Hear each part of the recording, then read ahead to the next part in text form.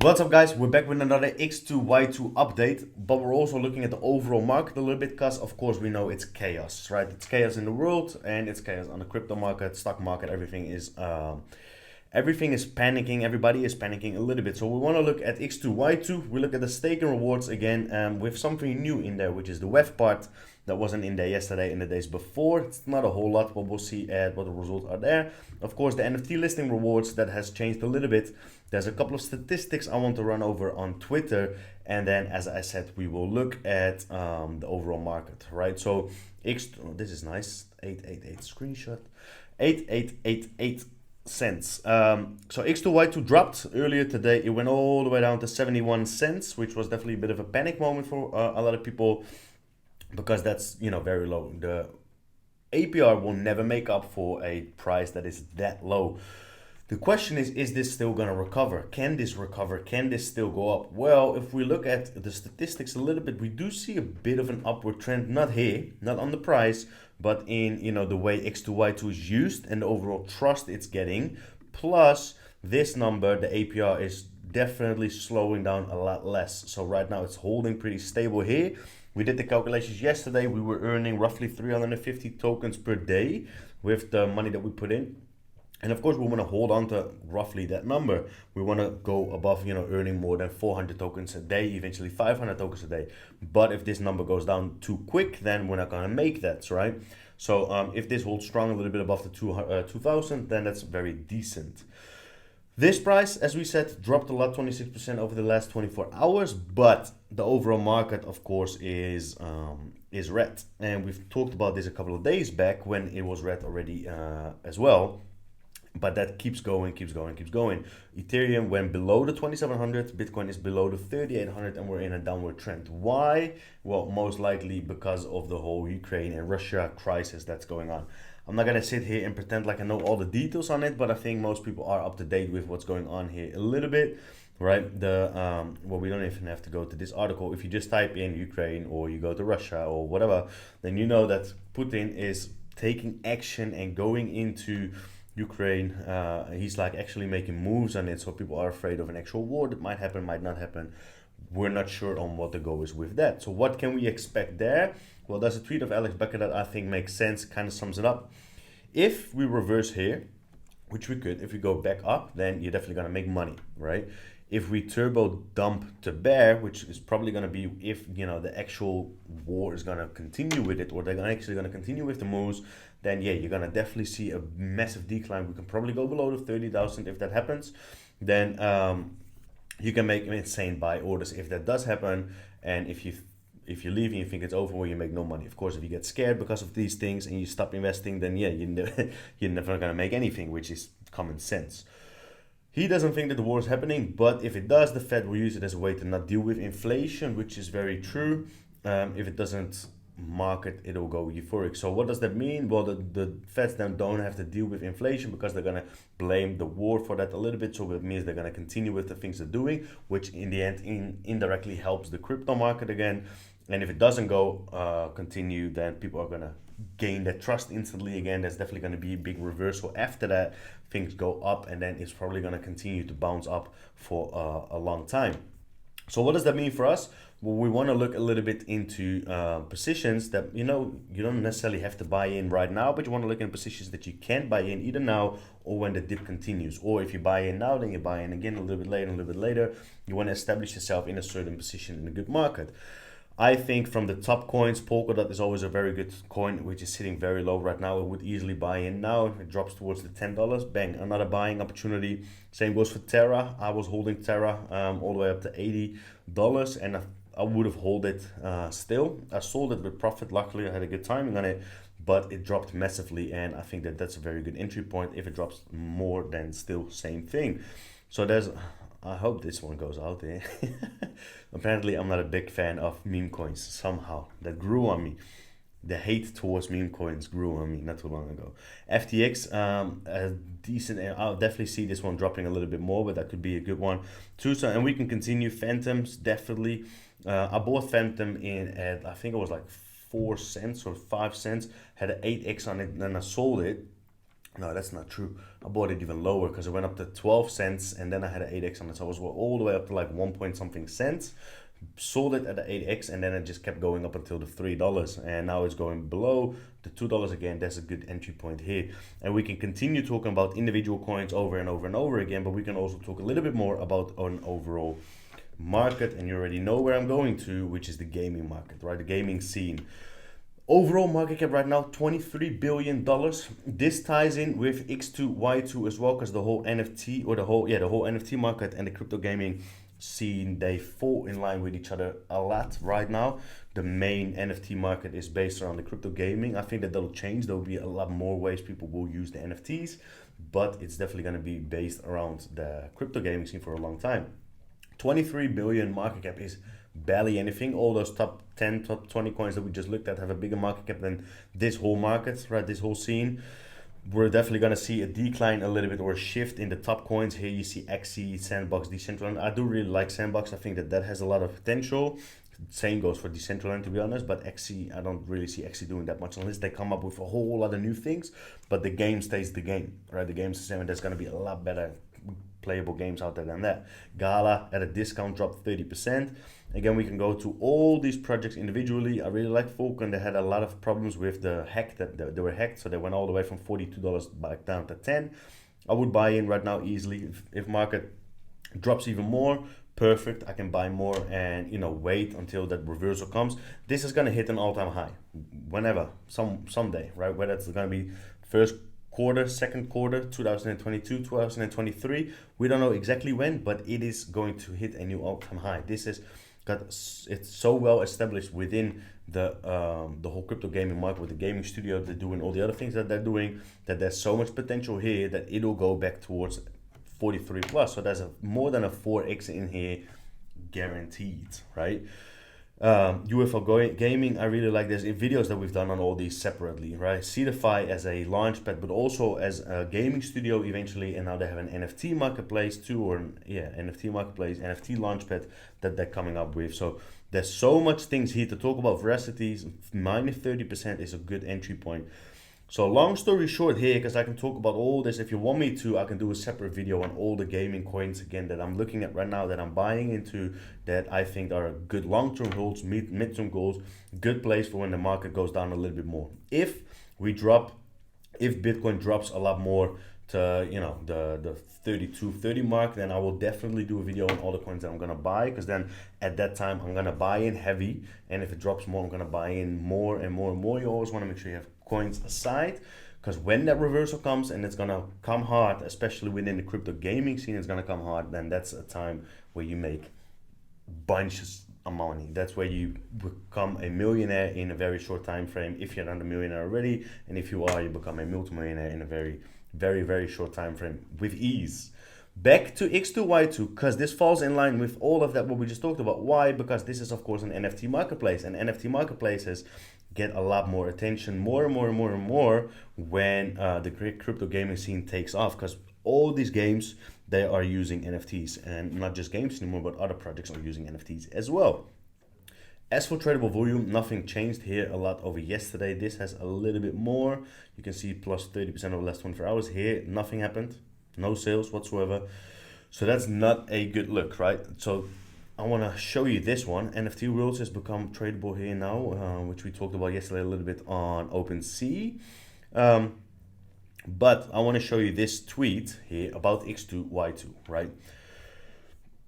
Not this one. This one is new. I haven't seen this one yet. We got the audit and had uploaded it here. All right, so there's an upload of the audit. Conclusion is, after auditing and analyzing the X2Y2 protocol contract, Sebit Labs found some issues to optimize and proposed corresponding suggestions, which have been shown above. Sebit Labs holds the view that X2Y2 protocol has good code quality and concise implementation. All right, so that's decent, right? That's fine. Anything else important here? Second, we like to highlight one specific design decision here. We chosen the hybrid approach for signatures, in which our backend verifies and signs every transaction in addition to user supplied data. All right, so this is not that. Prevent phishing attack, block stolen tokens, which is all good.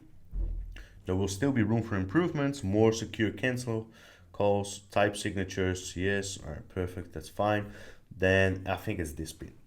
The next look rare, or even OpenSea. Here's a little bit of the statistics. So this is pretty interesting. Users and volume compared. NFT traders, X2Y2 wins with 8.77k leading, right? So there's more NFT traders, as in amount of people trading, than on LooksRare and on OpenSea. Most trading volume is still on LooksRare because there's higher numbers being done there, more sales on Bored Apes, etc. Token compared Lux holders, there's 3 times more Lux holders than X2Y2 holders. So that means, in a positive way, there's a lot of growth left for X2Y2 because we can triple the amount of holders and then we're at the same level of Lux. And if all the Lux holders that believe in the project slowly start to see improvement on X2Y2, maybe they start liking this project a little bit more too. On the negative side of it, it also might mean that people that are in this don't believe here and they won't go there, or it might mean that Lux is just better overall, because I think Lux had a very quick run up in the amount of holders it had at the start, where X2Y2, even though it's only a week old today, less than a week old, 6 or 7 days, and it still has some time to go, right? Active token holders though, X2Y2 wins. So that means that Lux has more people staking it and X2Y2 has more people trading it. Here we see LuxRare versus X2Y2 Marketplace. So there's 7-day unique NFT traders. So there's more people here coming into X2Y2, which kind of makes sense over the first 7 days, right? There's that hype that goes towards it. Trading volume though, that is insane. So trading volume has increased a lot by X2Y2 over the last couple of days because it started from 0. But compared to LuxRare, this is insane. There's massive domination of LuxRare. Again, good way to look at it is that there's a lot of room for improvement for X2Y2. On the other hand, there's definitely a bit of a, well, I wouldn't say monopoly of LuxRare here over the people trading NFTs, because the monopoly there is with OpenSea. But there's definitely a big difference in the trust that people have in LuxRare compared to X2Y2, and the ease that people go to LuxRare. With ease, I mean, like, if we talk about check the floor price, or when we flip NFTs and we're like, we're just gonna check the floor price, well, you go to OpenSea automatically. OpenSea is NFT Marketplace, Marketplace OpenSea, right? Slowly but surely, LuxRare becomes a part of it. So I'll just go to OpenSea and LuxRare, right? Now it's gonna have to be, just check LuxRare, just check OpenSea, LuxRare, and X2Y2. If you want to be the third after that, first of all, you got to change the name because nobody's just going to pronounce that easily. I think they're working on that a little bit. But it does mean that you have to compete with 2 bigger ones. So the tradable volume definitely will be a tough part for X2Y2 to compete with. Transactions, though, there's more transactions, but it just means that there's very small transactions on very small NFTs. Token compares, there's more holders in LuxRare. I don't think that this is that big of a difference if you think about X2Y2 being a week old. Active addresses more and transfer volume more. So it just means that more people are flipping the token a little bit at the start, which makes sense because the airdrop came, right? So that does make sense a little bit. Other than that, have a meeting waiting now. See you guys later. I'd suggest checking more about how the market itself goes. Like, are there more people using? Is the tradable volume rising? More projects coming? If we can stabilize ourselves as the second place OpenSea challenger, the valuation of the project will be there. That's a good way to look at it, right? You want to take down OpenSea. That's your status, right? That's your name. LuxRare is the one that's taking on OpenSea, and you're not looking at becoming the biggest one yet. You're kind of looking at, we want to be the second behind LuxRare to take on OpenSea. And then after that, you want to take over that spot and be the first person to take over OpenSea. And then after that, you want to be like, we're the biggest one, right? So that does make sense a little bit. Why I moved my LuxRare NFT position to X2Y2. LuxRare trading rewards, just a marketing stunt. Well, I think that counts for X2Y2 as well. Why Amazon is best, same goes for OpenSea. Most listings, cheapest prices Amazon, as in like the real Amazon compared in the real life, right, as a comparison. Why Amazon is best. Most listings and cheapest prices. If you go to Amazon, you can buy anything for cheaper and it has the most amount of projects. Same goes for OpenSea. X2Y2 listing rewards mathematically create more and cheaper listings. That's true because you can list your NFTs there and you get rewards for listing it. So then that makes sense that eventually you get something back for it. This guy definitely didn't hold back, and he threw in 56,000 tokens. We're sitting right now at what we're at. He's got 10 times more tokens, so he definitely has a lot of trust. He's got 12 times more tokens in it, so he does trust the project a lot, or he just doesn't care and he's got a bunch of money. That could be the truth as well. I wouldn't want to risk too much. I put in $25,000 in LuxRare, but I did that after LuxRare was there already for 2.5 weeks. So if this actually stays up and it does well, I might put in a little bit more money. I might do it. I said I wouldn't, but if it drops towards 50 cents, but overall I think that there's progression and it's doing well, then yeah, I might put in more money and see if we can still benefit from that APR and bring the token, the average dollar cost averaging. I want you guys like that term, dollar cost averaging. Update, well, this is not really anything important that we need to go through. So what we want to do now is, of course, hold up, growth. NFT Marketplace with second largest user base, distributed $2.5 million in tokens, 40K on Twitter and 30K on Discord. So they are growing. There's more things coming. Upcoming bulk buying, integrated rarity tools, show entire collections, edit collection and royalty UI, and ERC 115 support. That's the most amount of information that we've got, and that's all the information that we kind of need. So then we look at the results. So one thing, this is new, right? I think that this was implemented already because this number did go up. It just doesn't go up a whole lot, so, which makes sense because the APR is sitting at 19.6%. So APR 19.6%. Let's assume again daily compounding, but we're not 100% sure yet. Then it's still only 21.65% APY. Why is that? Because the higher the number is, the more compounding the effect there is, right? You would think, for example, this is a good example for you guys to understand APR versus APY. What was it? 19.6? Where is it? 19.6. So daily compounding, right, is 21.65%. Makes sense. So if you would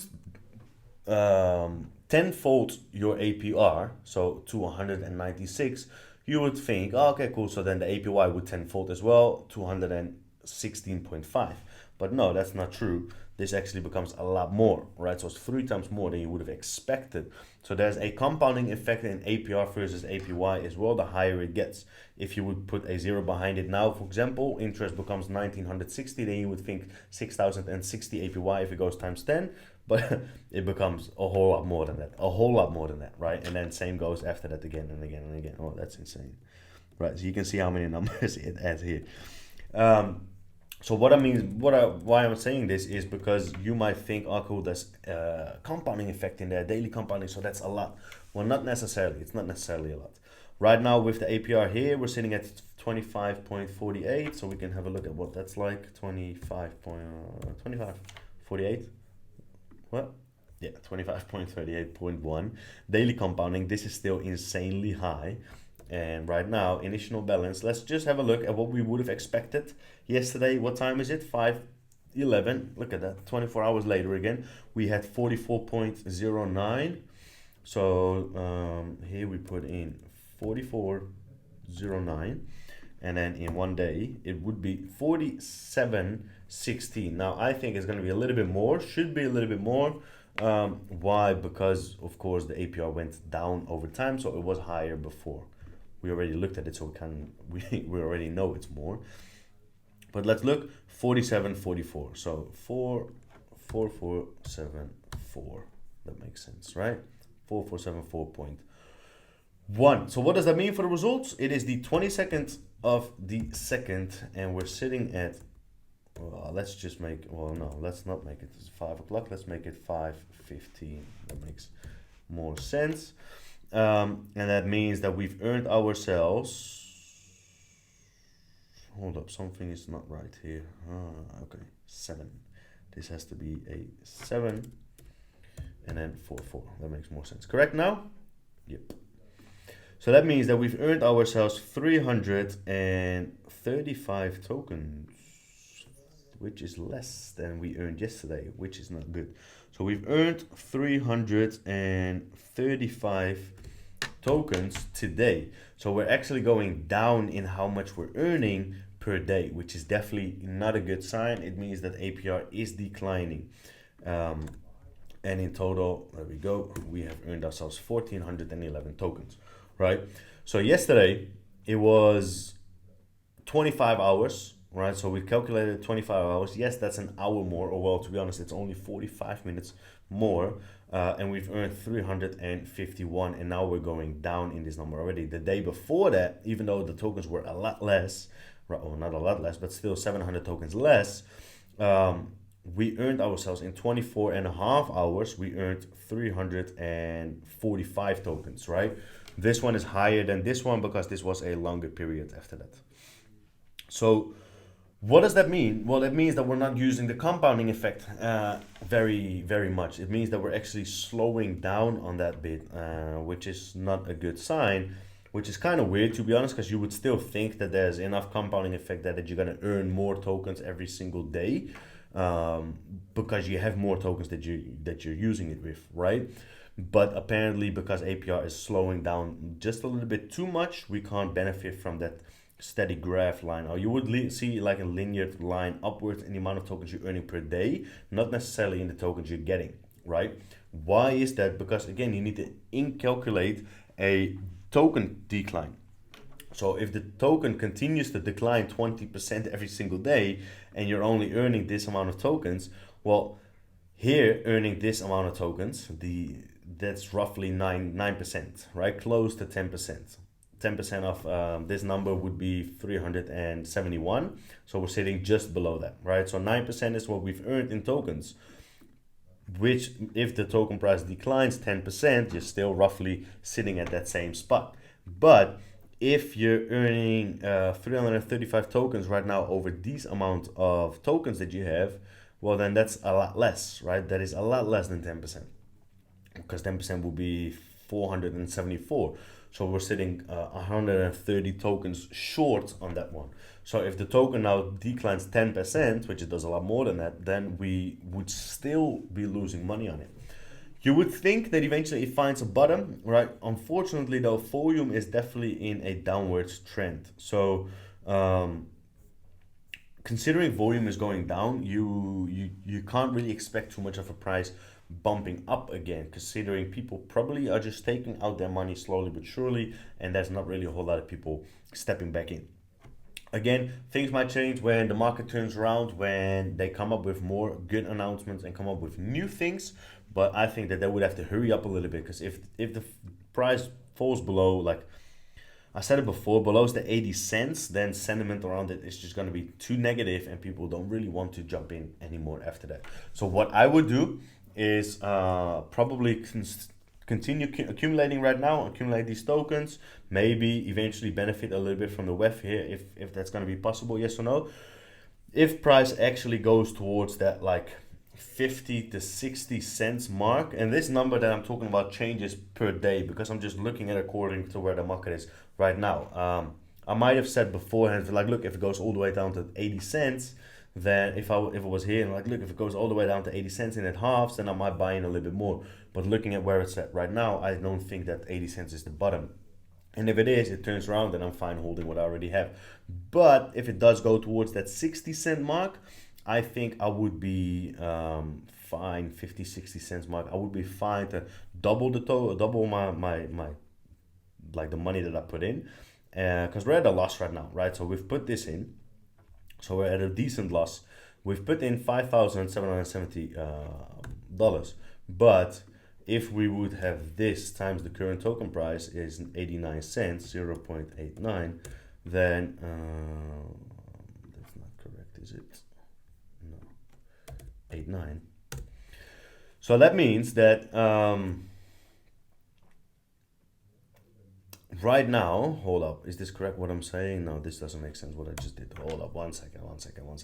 We want to look at the amount of tokens that we had at the start, which is 3335 times 0.8 now. That didn't make sense what I did before. This, right? This is what we would have had if there was no APR. That's the amount of, that's the token price, or the price of the tokens that we bought in at the current rate. So we paid this, right? We got these amount of tokens, which would be worth this right now at the current price.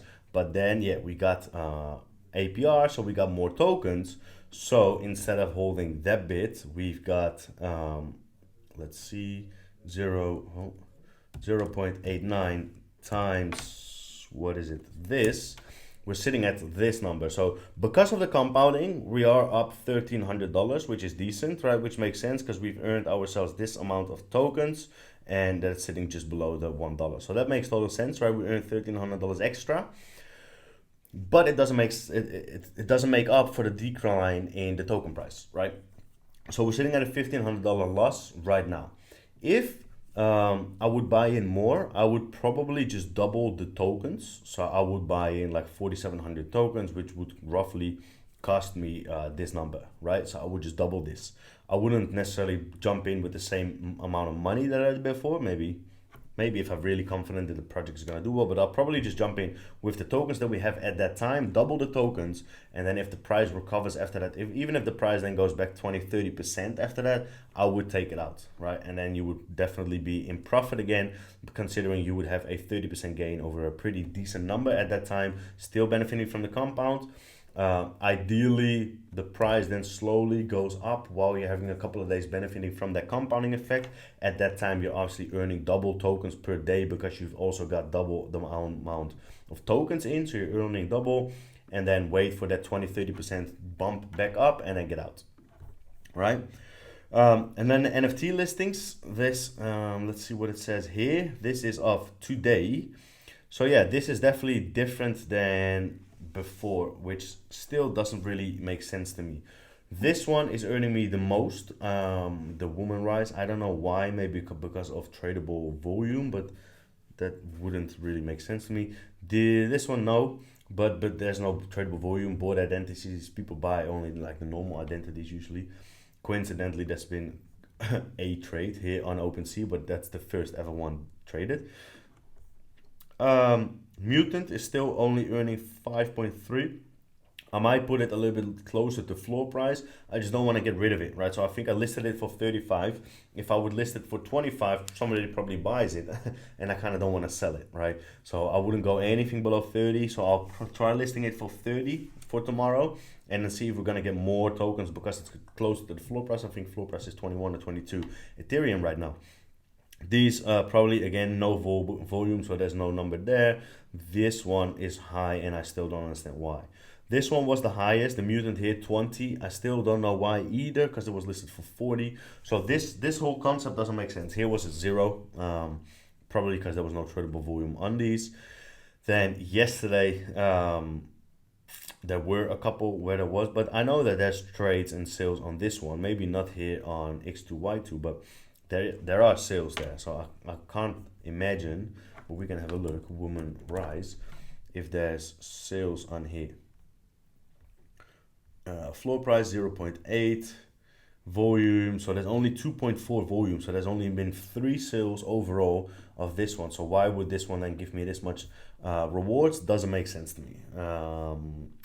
So we're gonna have to see and find out why that's the case. Other than that, I think that there's no volume here, and this one might be too far away from the floor price. We can check why this one gets lower though. This is at 1.2, because that one gets lower rewards than the other two of Woman Rise. I think there's a fourth one as well. Yeah, there. This one gets even lower. So this one floor price is 1.4.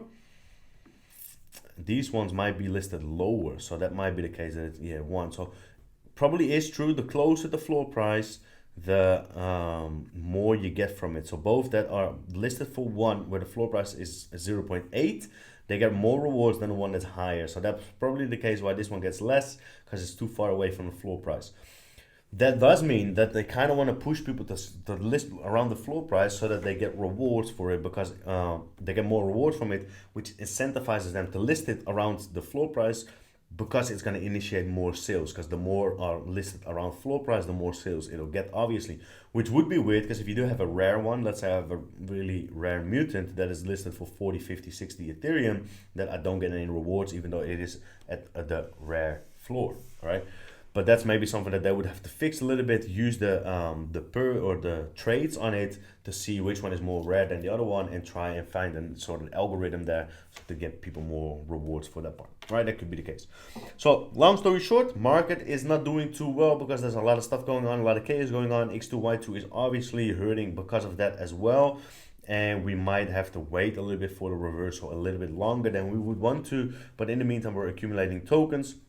We would have wanted to see a little bit more effect on the compounding, considering we're earning less tokens per day than the day before. So that's not ideal. We don't want to see this number dropping too quick, and we have a little bit of WEF here as well. More than that, obviously more other than that, we're gonna come up tomorrow with more of an update to see where we're at, see where the market is at, see what X2Y2 is doing, and most importantly, see if we can think and expect a bit of a reversal in this price, or if it's just a decline in price that is not gonna stop. I think that that's the most important question for now. That's all I have for you guys for today. If you could just hit the subscribe button, bell notification so you get updated on the next videos, I would appreciate it. And I'll see you guys in the next video.